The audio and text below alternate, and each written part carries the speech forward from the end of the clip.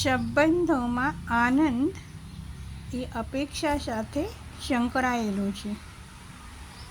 જેટલી અપેક્ષા વધારે રાખીએ તેટલી વધુ આઘાતો અનુભવવા પડે છે.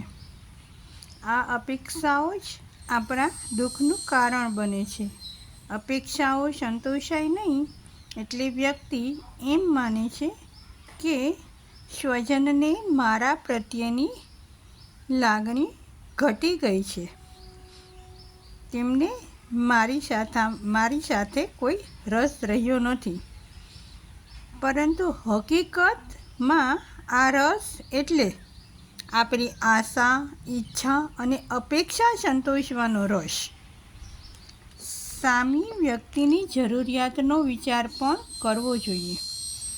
આનું કારણ એ છે કે આપણે સામી વ્યક્તિ પ્રત્યે પુષ્કળ અપેક્ષાઓ ધરાવીએ છીએ, પરંતુ એ આપણા પ્રત્યે કેવી અપેક્ષા રાખતો હશે તેનો ભાગ્યે જ વિચાર કરીએ છીએ. આમ સંબંધ અરોષપરષ સંતોષાય તો જ લાંબો પ્રગાઢ ચાલે છે. જો એક જ તરફથી આપણે સતત અપેક્ષાઓ કર્યા રાખીએ તો એ સંબંધ મુરઝાતા વાર નથી લાગતી.